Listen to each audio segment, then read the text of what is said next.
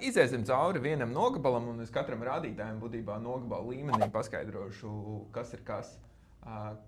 Pirmais kvartāls, otrais nogabals, nogabala platība 1,62 hektāri, tātad meža zemes veids mežaudze, tātad tas ir mežs. Tur var arī būt meža lauce vai barošanas laukumi vai citas meža zemes veidi.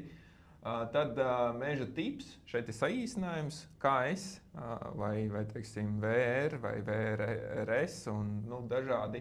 Tos, ja nezināt, tad variet nogooglēt. Šā gadījumā tas ir Šarlapa kūdrenis.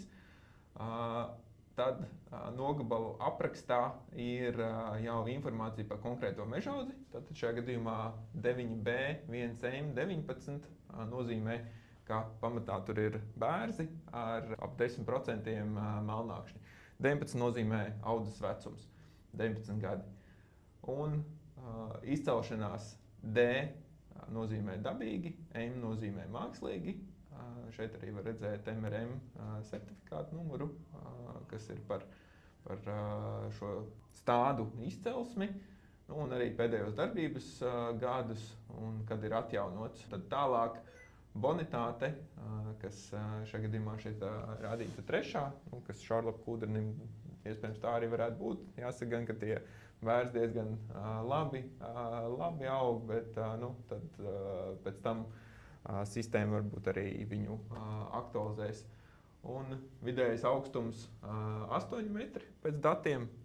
Pēc realitātes es teiktu, ka tur bija drīzāk tomēr 11 metri, kas arī nozīmē to, ka papīrs pacieš daudz, bet ir jāskatās, kas varbūt svarīgi ir dabā.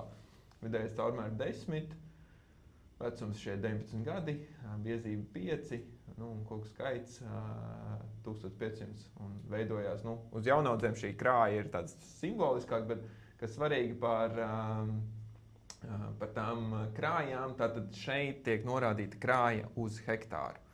Tas nozīmē, ja te, piemēram, ir varbūt kaut kāds, lielāks vai mazāks skaitlis, tad tas, lai jūs saprastu, cik tad tur ir tā krāja, ir jāreizina šī krāja ar hektāriem, un tad jūs iegūstat, cik tad ir šī inventarizācijas datos krāja kopā.